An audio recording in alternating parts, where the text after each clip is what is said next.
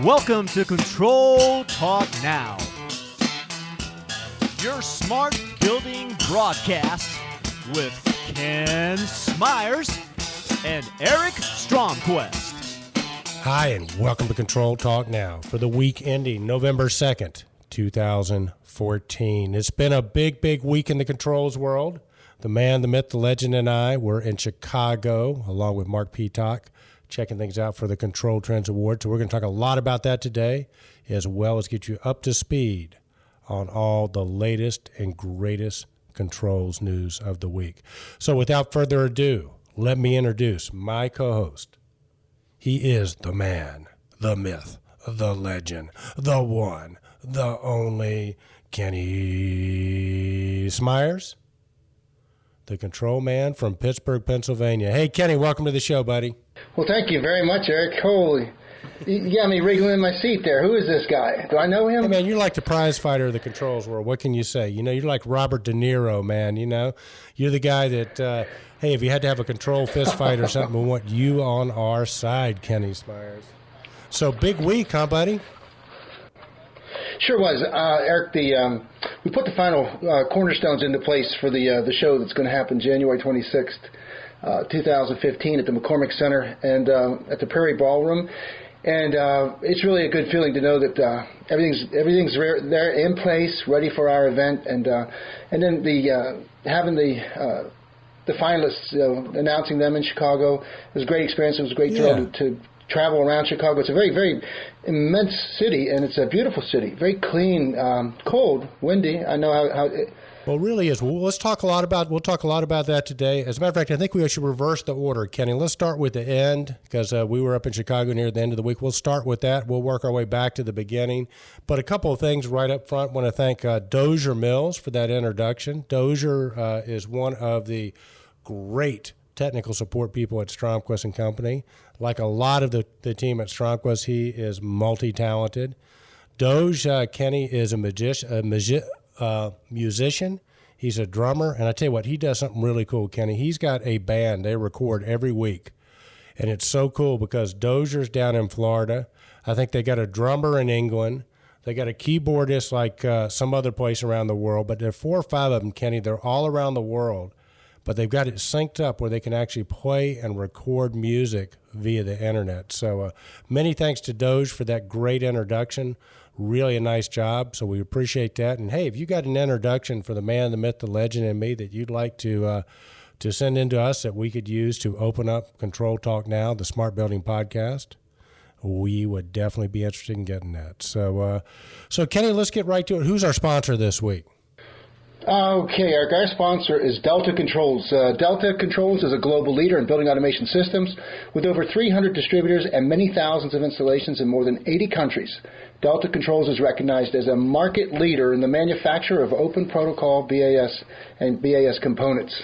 They're quite a story, Kenny. They really are a very popular company. They have a little bit different model going to market. As you know, they go direct to contractor, so we don't see them as much because the products we handle come through distributors like Kenny's company and mine. But needless to say, very well thought of in the industry, and I think we'll talk a little bit more about them as we sort of get into the week. But let's break it down for our folks, right? So you, me, and Mark Peacock met in Chicago on Wednesday, and so walk them through that a little bit, Kenny. What was that like for you? And let's talk a little bit about it. Well, it was, first of all, just McCormick Place has an interesting history. Many of the Control Trends community have been there already, and for those coming, we certainly hope you can make the show. But McCormick Place is named after Colonel Robert R. McCormick. He was both a controversial and charismatic visionary who served as the editor and publisher of the Chicago Tribune. And it was him, Colonel McCormick, who spearheaded the drive to build the world-class convention center in the city of Chicago.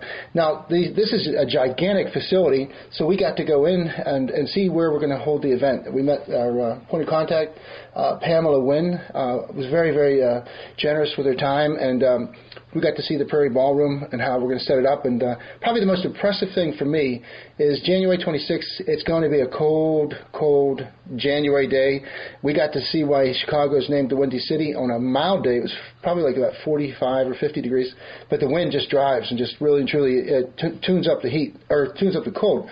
But so just imagine you're in the McCormick Place, you're on the HR show floor, either as a distributor like us walking the show, or you're one of the vendors that has a booth there.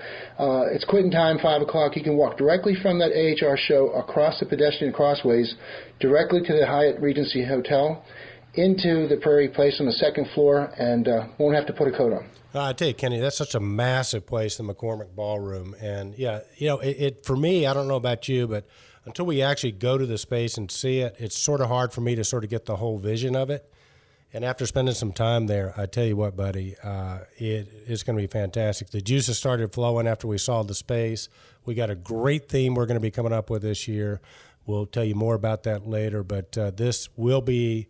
if you and I have anything to do with it, Kenny, it will be the event of the AHR show. There'll be a lot of great things there, but this is going to be like the Grammys or the Academy Awards. It's going to be glamorous. We're going to make it a really great time. We're going to honor the great companies, people, and products in our industry. We're going to do it justice, and I think you're right, Kenny, because of the venue, because of the later start time. As you know, in New York City, we had a great venue, but it was away from the AHR Center, and because of the snow, about 2/3 of the people that had actually had tickets weren't able to make it. Some people weren't even able to make it into the city. And then the other challenge some people have is, with a lunchtime venue like we have before, a lot of people can't break away from the booth to come to the show. So from 6 to 8, like Kenny said, you'll be able to leave the show. You'll be able to come by, have an absolute blast at the Control Trends Awards, and then go into your evening event. So this is going to be jam-packed. I tell you what, Kenny, just with the number of platinum sponsors we have coming on and the tickets that they're getting, I think it's going to be a sold-out event. So, but we are going to just take people on a journey. Let's put it to you that way. We're going to take you on a journey. It's going to be befitting of the great people in our industry. And, Kenny, it was big time. So, from there, like I said, we shot some video footage. So what we did the announcements in a video format, which you could see on Control Trends. We posted that yesterday. And you can see where we went to different locations around the city to make announcements of our finalists. And just in case you're just joining us, over the last 3 or 4 months, the worldwide Control Trends community has been nominating different people and different products and different companies for the 23 categories we have this year. And out of that, we've taken anywhere between the top 5 and 7 finalists as nominated by the Control Trends community, and they have become our finalists. So what we'll do now is we'll reach out to all our finalists. We'll hopefully get them on Control Trends or Control Talk now so you can learn more about their products, their people, and their companies. And then, Kenny, we will open up the final voting period. It'll probably be, around December 15th or so. We'll probably have a 2 to 3 week window where the voting will open up again and you will vote for your finalist, okay? So if you've already been part of the nomination process, we've got your email address. We will send you a voting ballot when it's time to vote. And if you haven't done that yet, there will be links where you can sign up and vote for the finals. So going to be very, very exciting times, Kenny. So now for the Control Trends community, sit back, relax. We're going to bring in the finalists to you so they can tell you about themselves so you can make an informed decision when it's time to vote. Right now, Eric, there's 24 categories, and it was a combination of some of the old stalwarts, their products being recognized again and again for being the, just the go-to controllers. We added some new categories. So the VAV controller, that category there was an incredible competition already. I mean, just have so many good products. And then we saw some of the new players, like you said, Distech, Delta, Neptronic. Their community was very quick to respond and support them. So the actual... like to use Mike Marston's thing, when you go with a pyramid with a market, how you go in at the top and then you want to go deep and wide into the base of the pyramid. Well, Control Trends community is finally reaching these areas we didn't get to last year, and there's an amazing group of people that believe that their products and their business models are the superstar of the industry. Well, yeah, Kenny, I was going to ask you, were there any real surprises for you? And now we're not going to go through the nominees, the winners on this particular show. The reason being, it's on Control Trends. It'll also be, Ken Sinclair, I think, is going to have it posted in his November issue of AutomatedBuildings.com, which is coming out, so be sure to check that out. But we do have a post where you say you can either look at the video or you can just read the finalists. But, Kenny, any surprises for you? Yeah, a little bit. I see the wireless products and the solutions definitely made an impact this year. Particularly in the thermostats, both the residential and commercial thermostats, wireless and the in-ocean play. Those products now are coming to market. You got some new technology, and the EST plug-it. That's kind of a cool thing. You just have a ton of new stuff from Veris, ACI, functional devices, Contemporary Controls. Contemporary Controls, they're that new product that they came out with recently that ties into the Spider.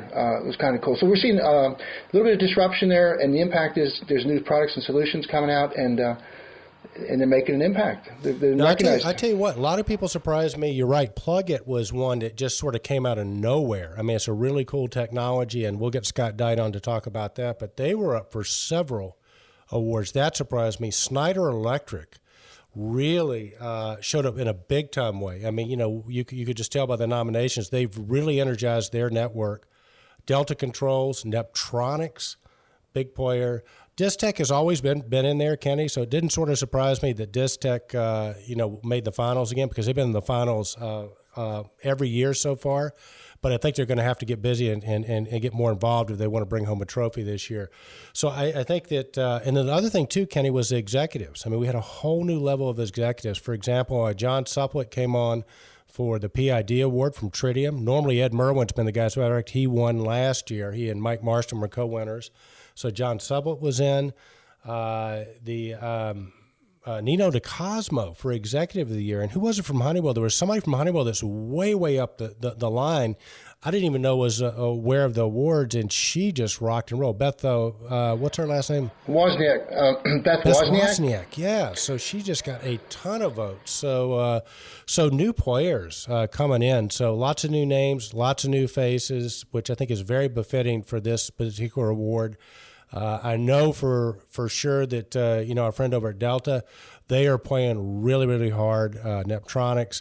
Mike Epperson from ISA made it in. That's a company we've talked a lot about on the show. So lots of new names, lots of new faces. And Kenny, I just got to tell you, for our stalwarts that have been out there, got to get busy because the new players that are coming in, they're playing to win. So again, all our finalists, Kenny and I, we have an open platform. If you want to be interviewed by us, you want to send blogs in, you want to send videos in, we will post them. Your job as a finalist is to do everything to educate the worldwide Control Trends community about why you or your people or your products or your company are worthy of winning a 2014 Control Trends Award. So wide open, but you got to come to us. We're easy to get hold of. And please reach out to us, because Ken and I, over the next month or so, are going to be putting together all that collateral, again, so that our worldwide Control Trends community can make an informed decision. If you don't put anything out, Kenny, I tell you, the thing we've learned over the years, and I'll say this, is that most people are pretty good at energizing their own networks, okay? But that's not going to be enough to win an award. You're going to have to do that, but then you're also going to have to reach out and get some exposure on Control Trends so that the people that maybe don't know about you or haven't found you yet can resonate with you and vote for you, which, if you think about it, in and of itself is not a bad thing. Having people find you on Control Trends and become customers, not a bad thing. So, again. No, and Eric, that's like you said before, every effort is a positive effort. Everybody now is a winner. Everybody on this list here, all these finalists, it shows that their social media programs, that their marketing, their social or their marketing collateral is having an impact, because it's resulted in their customer base or the engineers that specify them, or whoever they might be, came together and nominated them. So at this point, it's a winning process that gets bigger. The reward gets bigger. The value of a participation gets bigger because you're getting all that attention. And people might be discovering people for the first time because they've been kind of one-dimensional, or this is the way we have always done this business. This is my favorite thermostat. Then all of a sudden, they see one of the videos or they see one of the presentations. They say, "Hey, you know what? That sounds pretty cool. I didn't know it could do that." And next thing you know, it's creating the most desired effect possible, and that is bringing value to new customers. Bringing value, maybe bringing business. So I think, Kenny, the way I look at it is we're in a new age, and what social media allows you to do is to be found instead of trying to find customers, having customers find you. And if you think about the leverage effect of it, if you think about the bang for the buck, you come on and do one interview, which might take an hour, 2 hours of your time. That thing can be up forever, and you never know who's going to see that, when they're going to see it, and what it can result in. Now, I've had this happen to me once, Kenny, and this is the ideal, because as a business guy, I'll tell you, my biggest expense right now is having my outside sales guys go out and prospect. It's just a losing proposition. It's hard for them to get access with security and all that tightening up, and the fact that most engineers and maintenance people don't have time to see salespeople unless they have a problem. To send those guys out and girls out to prospect is a huge waste of money. Now, you got to have really good salespeople that can go in, but once they get found, it can go in and do an order fulfillment. That's what I'm paying my people to do now. But in terms of prospecting, it's a very expensive way to do it. So here's the story, and this is for our listeners out there, because this could happen to you too. And matter of fact, it has happened to people. I've had people that have come on and done interviews on Control Trends or put their videos up and said, "Hey, we got a lead out of this." This was the motherlode, Kenny. You're familiar with the Honeywell Delphi boiler control system? Sure am. That is a very difficult sell. It's a very highly engineered product. It's a great product, right? But it's expensive. So we did an interview with Dave Krause. We had a video interview where we broke down and did some training on the Honeywell Delphi and actually shot some footage on an installation that we had done. And I got a call. I came in on a Monday, had a call from an industrial plant over in Augusta, Georgia, which is in our territory. And this is what you're going for here, okay? He calls up and says, "Corporate engineering in New Jersey saw the video on the Honeywell Delphi. It's already approved. I just need somebody to come by and tell us what we need, and they're going to buy it from you because they've been following you guys on Control Trends and they like who you are."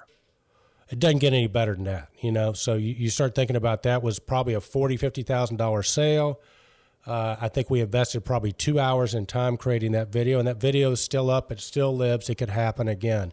And that's the invitation that we're putting out to all our Control Trends vendors and listeners. Hey, if you got something that's good to say, come on the show. You got to make time to do it, but especially if you're a finalist in the Control Trends Awards, get out there, get visible, come to our site, be on our site, and let potential customers find you. We know you already know who your customers are. This is about having people find you that you don't even know exist, and they might not know that you exist either.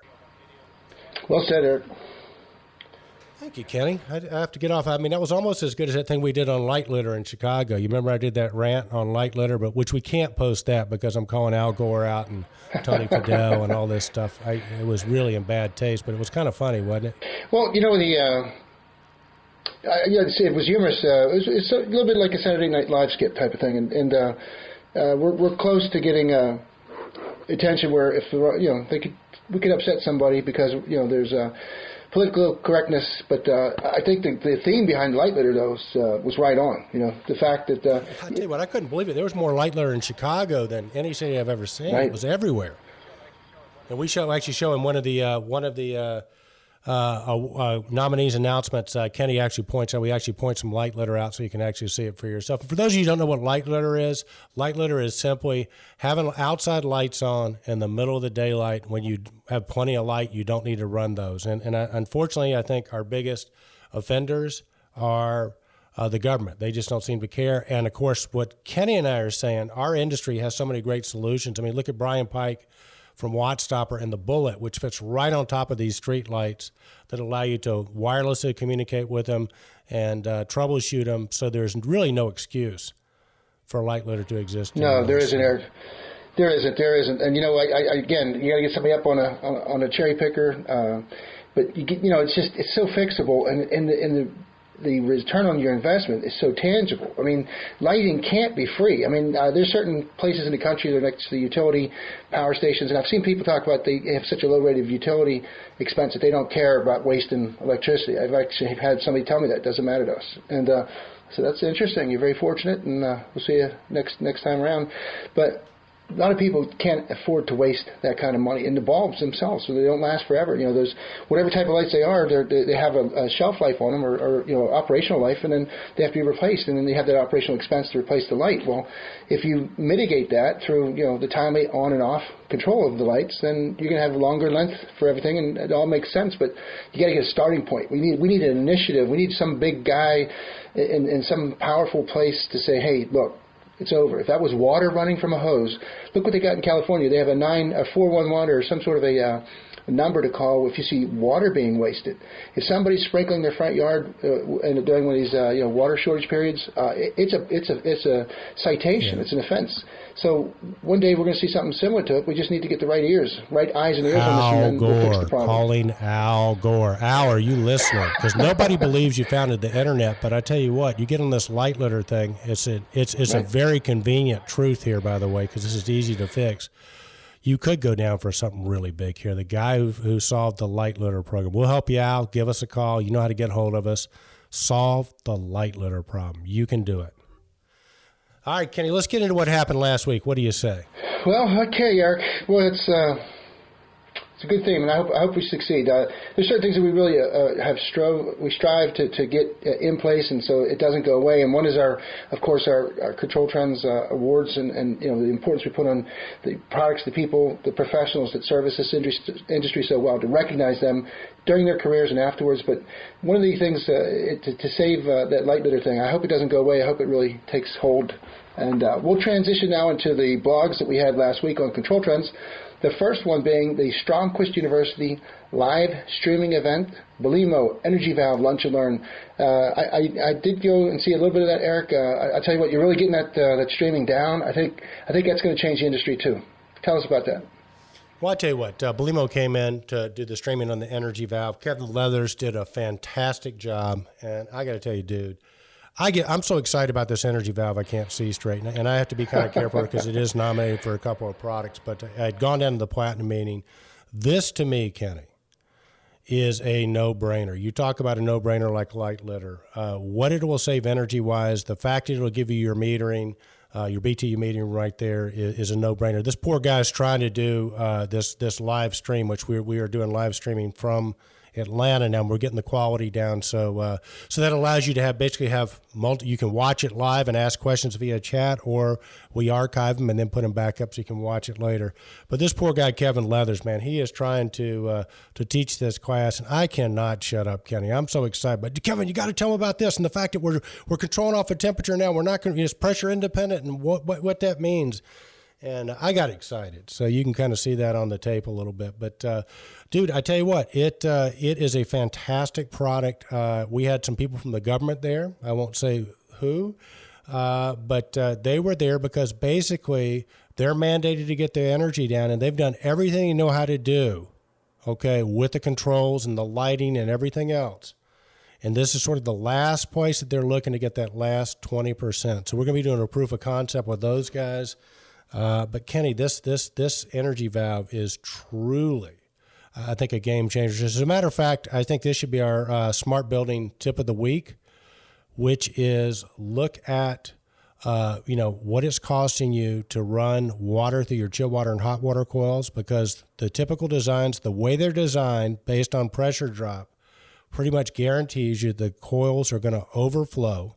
Okay, it's just, I mean, if you see the math on this, it's virtually impossible, because as you get temperature changes and you get away from design temperatures, your valves are sized in such a way that your pressure drops are going to change. You're going to overflow the coils, and that's going to do a couple of things. It's going to make your pump work harder. It's going to make your chiller work harder. It's going to lower your delta T across your chiller, and so that's best case scenario. You just use about 30% more energy than you need to. Worst case scenario is, if you got a pretty tall building, up on your upper floors, those coils get starved because the ones at the bottom are being overflowed.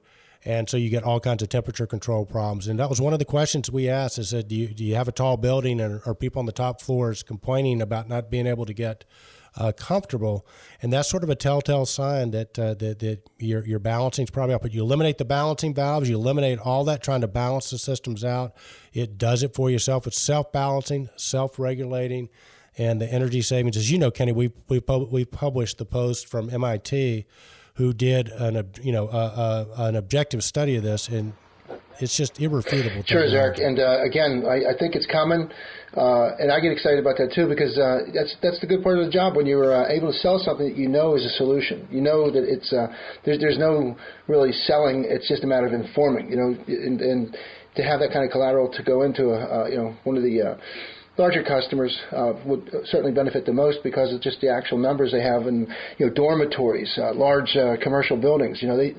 This technology can really and truly make an impact. When you go to a city like Chicago, I tell you, I couldn't believe how many huge, how many stories. I think they must have like 150 buildings over 50 stories or 60 stories. I mean, it's an amazing place. Imagine how much that would make an impact if you could retrofit those and put those kind of energy-saving valves in an application like that. Yeah, I'm so excited about it, Kenny. I've sort of set a personal goal. I want to sell at least 100 of those this year personally. So I'm a man on a mission with the energy valves. And hey, you remember Mark Jewell, Kenny? Sure do. So Mark, for our listeners, may or may not know, is the preeminent energy trainer, meaning teaching people how to sell automation systems and energy saving things. Just complete how to talk to different people. Mark's got a book out. I talked to him this week, Kenny. He was actually addressing Wall Street on energy saving. So I spoke with Mark. Mark's going to come on the show here in the very near future. So we've had him on before. Looking forward to having him on again, Kenny. But he's got a new book out. And that's what he was talking to the folks at Wall Street about, was, about the effect of energy savings in the book and so on and so forth. So congratulations to Mark on that, and we'll look forward to getting him on the show. Is his courses still available through Honeywell? Remember Honeywell was done that interesting? Belimo's put him on to help shape the messaging regarding this energy valve. So good for him. So yeah, Mark is just I think he might still be working with Honeywell as well. That's where you and I met him with the Honeywell EEOC program. So they should call him the value-added prophet. Well, he really is, and you can go back and see interviews. We've had him just hit the search bar, Mark Jewell, and you can find interviews we've had with him on the past on Control Trends, where he gives away some of his concepts and his ideas, but he thinks about it completely differently. And I just give you one hint: energy savings is the icing on the cake. He says if you go in just talking about energy savings, nobody cares. That's the icing. But there are other things that he talks about and that are really, really valid concepts that I had never thought about that make a tremendous amount of sense. Again, his name is Mark Jewell. Google him. He does classes all the time. You can go out. I've sent 5 of our people through his week-long boot camp. So I think Mark mentioned he might even be coming to Atlanta maybe next spring, in which case maybe we can get him to come to our place and do some training there. Well, Eric, and you're so right about the energy savings. I mean, in other words, that's a corollary impact or consequence, a positive consequence of something. But the thing we've been reading on lighting now, Ken St. Clair and his group that are getting ready to do the ASHRAE presentation. I forget exactly what the name of the training session is, but the impact now of people having the right temperature, like the comfy mentality, and the right lighting for the time of day in schools. Even though you're obviously controlling energy and you're maximizing your savings there, but you're also increasing performance. You're increasing worker productivity because they're not complaining about stuff. They're not sitting in their seat all mad and angry that they can't see enough because the lights aren't good enough, or they're unhappy because the temperature isn't right. So it leads to counterproductive productivity. The people are getting, they're not getting back at the organization probably deliberately, but they're just so frustrated and unhappy and uncomfortable that their work performance suffers. Well, Kenny, and that their you're giving away a huge piece there. You're absolutely right. And Mark actually has the formulas and the studies to break that out. So right. He would advocate, instead of going in and talking to an engineer about saving energy, you go in and talk to a CEO about what would a 1% increase in productivity mean to your bottom line. Because the CEOs know this. Mark will teach you, how to equate that and show you the studies where better temperature control, just like you said, Kenny, how that equates to the bottom line. So lots of stuff like that. So Mark, if you're listening, we look forward to getting you on, and congratulations on your book. Which brings us to our next post, Kenny. Well, this is another really good post. We'll be chirping up the Stromquist personnel, because this guy here, Rob Allen, is really a special guy. He does that 7 minutes in control, and this is a very good product analysis. And we'll probably get these quite often now, because he's got that routine down. What a nice presentation, that dual screen thing. I tell you, I enjoy watching it. It's informative and it's short. 7 minutes. In control by Rob Allen. But this one's about the Jace. To Jace or not to Jace, which is kind of a neat little play on Shakespeare. But the question was really which Jace to pick, the Web 600E or the Security H-616. And Rob does a very compelling analysis of how the Honeywell has put so much inside that security Jace. It's almost a no-brainer. It's $500 less expensive. It comes with the 256 upgrade memory. It has Workbench AX embedded, included, so that it actually rounds out at list price around $3,000, where the regular Jace is about $3,500. Yep. So he does a great job. So he really does, Kenny, and it also has two card readers already built into it too. Sure. So you can go in on a job and monitor some doors and stuff like that. So I think the only real controversy, Rob brings this up a little bit, and is something that our listeners need to be aware of, is that Jace, the security Jace, is still running 3.6, right? And right, it's 3.6.3, I think it is, yeah. But it'll catch up. Yeah. So if you have to have the features of 3.7 or 3.8, if you need to have different HTML5. Well, that's not there yet. It's coming in 4.0. But yeah, you're right. There would be reasons why that would be a detriment and not a benefit. Yeah, so, it may or may not be, but it's something that our listeners just need to be aware of. So Rob does make a compelling argument. Encourage you to check that out. Rob is one of our superstars at Stromquist and Company, and does a great job. And we really appreciate Rob coming on with his 7 minutes in controls. And I tell you what, if you're a controls person out there and you want to have a show, we'll air it for you. Just send us the file. We'll post it. The more, the merrier. We want to inform the world about controls. And I'm looking for our friends over in India. You guys need to come up with a show. We need to get you guys on. Our friends in Norway, some of the people we met at the EasyIO Worldwide Conference. We need to get you on the show, and we will. So, cool, Kenny. What do we have up next? Simply VAV. We have a live stream rewind. KMC, Simply VAV training at, again, the Stromquist and Company's new training facility in Atlanta, Georgia. I believe Doug Miller and Eric Kruder are on hand to do the presentation. And tell us about that again. There's another great live stream presentation on a product. And you're archiving these too, aren't you? So that if the Control Trends community... Yeah, we're up there, so you can actually see an actual copy of what was streamed live. So that's what we're doing, Kenny. We'll put a post out so you can actually, if you go, you have some time, you can go there, you can actually view it live. And the advantage to that is if you have a question, you can just type it in the chat window. We can ask an instructor right there for you. But we're recording them, and then we are posting them up. So this is a rewind, if you will, of the live stream that we did with KMC Controls on the Simply VAV control, which is a really, really cool product, Kenny. They're actually up for the award there for the best VAV control. And I tell you, Doug Miller and Eric Kruder, great combination. Doug's been around forever. One of those older controls guys like us who's been around for a long time, so you get that experience, sort of, that perspective. And then Eric Kruder is definitely a young gun, Kenny. He's the grandson of Ken Kruder, the founder of KMC Controls. Super, super bright guy, really knows his stuff. So this is a really good product, Kenny, and I think the training class is there for you. You can see what it's all about. If you have any questions, we can put you in touch with the KMC rep in your area. But if you're in Georgia or Florida, that'd be Stromquist. And if you're up in the Pennsylvania area, remember the man, the myth, the legend, Ken Smyers at DMS Controls. And if you're in another part of the country, we'll hook you up. Just drop us something in comments, and we'll get you with your distributor.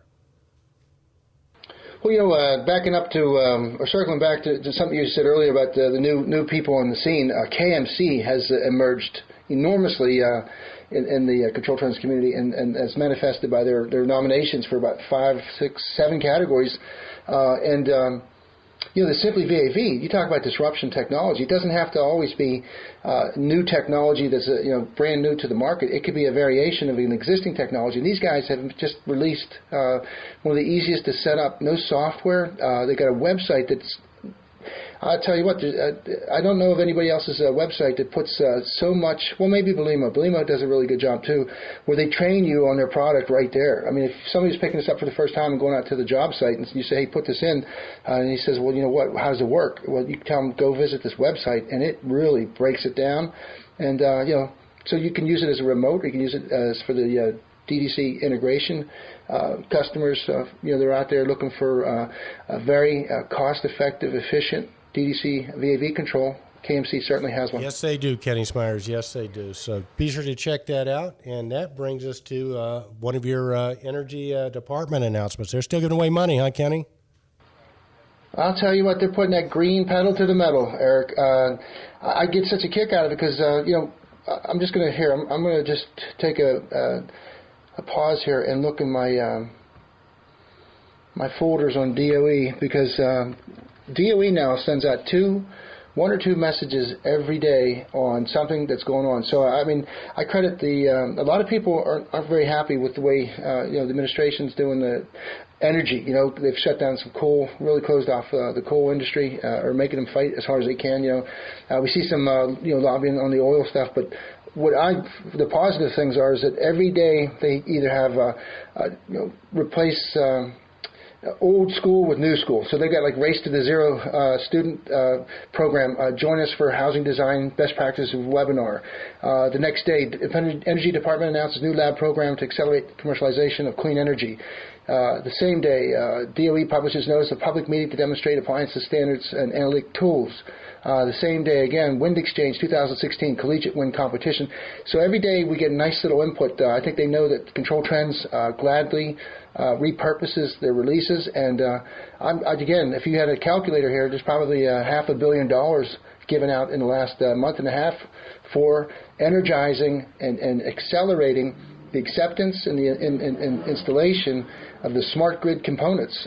So it's all coming from all different directions. They started out with the residences, and they moved to the people writing the specs, back to the residences, back to the commercial buildings. But long story short is that there's a lot of excitement because somebody is benefiting hugely. Somebody's participating. You and I always try to keep an eye on how we can link our businesses to this cash stream that is financing a great deal of our upgrade to our smart grid and the open ADR program. Really and truly. You know what happens on Tuesday, Kenny? Tuesday's a voting day. Tuesday, my Tesla arrives after 3 months on back order.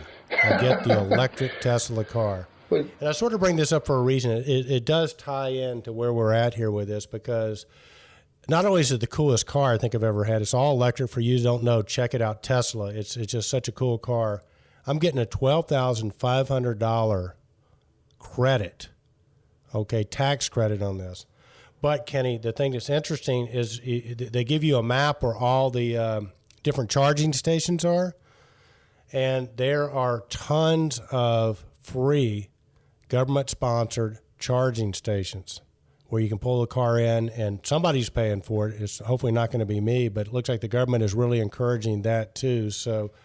So it really seems like, maybe Obama will go down as being the green president. But, from our perspective, at least, forget about everything else. I'm not a political guy and don't care to be. But it sure seems like that what Obama's done, at least regarding energy and rebates, has got to have been good for our industry. Well, I just want to get right down to the actual post as a testament to what you're saying. Supporting the goals of the Obama administration's Climate Action Plan, the Energy Department today announced a $15 million fund available to help integrate distributed on-site solar energy systems into the nation's electrical grid. With more solar power installed in the United States in the last 18 months than the previous 30 years, solar is shattering records. Since President Obama, that's going a little bit there, but I just want to give you the figures here. We now went from 1.2 gigawatts in 2008 to 15.9 gigawatts today.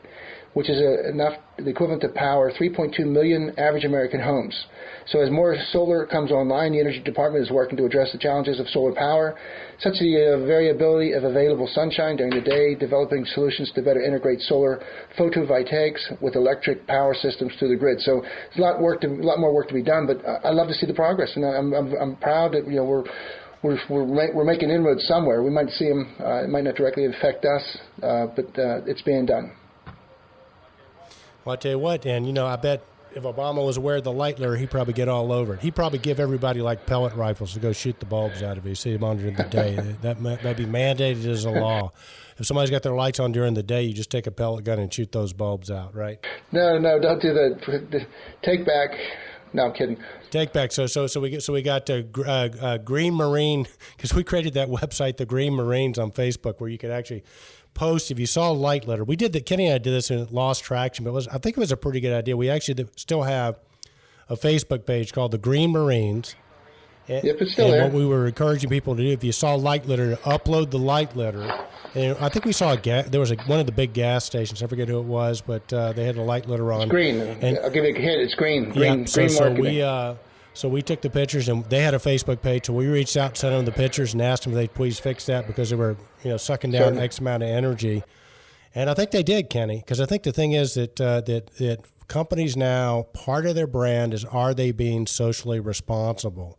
So they do not want to be the ones that are the light litter folks. So, but the Green Marines, that's sort of fitting, the Green Marine vigilante. So we do want you to be a vigilante. We don't want you shooting any lights out, but what we do want you doing, when you see light litter, take a picture, post it on the Green Marines Facebook page, and let's see if we can't start putting some pressure on people to fix their lighting controls. Let's have Brian Pike go in and put one of his bullets on there. Bullets, yeah. A charge of the Light Brigade, right? Charge of the Light Brigade. There you go, Kenny. There you go. Yeah, we did that post. You got to check that out. I believe that was one of Clint's posts, and it was kind of neat because that's a heck of a poem. If you remember that. I hear that Clint and Sarah Connor got together. Man, it was a little blog romance thing going on there, and both of them left Control Trends, unfortunately. But I miss both of them, man. All right, Eric. Our next and final post. Oh, no, I'm sorry, not the final post. Tritium launches new Niagara Analytics Framework. Put the power of the new Niagara Analytics Framework to work for your business. They have an early adopter program. Early adopter space is reserved for the first 200 eligible participants. This came out on October 1st, so you want to hurry up and get involved in that. If you're fast, you'll be one of the first 200 eligible participants, and there's a lot of carrots to do that because Tritium's relying on their network to help them get this thing up and running and just make it the most powerful new product that will enable you to leverage the power of Niagara to shrink big data and grow performance into important data. The new Niagara Analytics Framework can be used in any industry or with any application. It runs on any system that produces data and can be applied to any operation. So they got some really, really good ideas, and now they're available to all the AX and Niagara communities. So Kenny, is that the data thing that they brought from Brian Turner and those guys? Is that what that is? As I understand it, yes, but I have not been told, or read it. But we knew that Tritium acquired Data Eye from Control Co. and it was all about leveraging. It's the truly open Niagara platform enables you to leverage power to transform data into actionable information. But what's really neat about it is it's native to Niagara. So you're not going to have any issues on any of the compatibilities or anything like this. This is a Niagara actual program. All right, buddy, and then our last post, which is the first post we came up with, was us traveling around Chicago, showing you the sites and announcing the finalists for the 2014 Control Trends Awards. Anything else you want to say about that, Kenny, before we hop off? Well, no, it's 18 minutes of fun. Again, it's very informative because we show you where the venue is. We show you a little bit about Chicago. It's very, I think you did a marvelous job of, it must take you a whole night and day to get that all together and all those splices to put into one continuous video, but well done.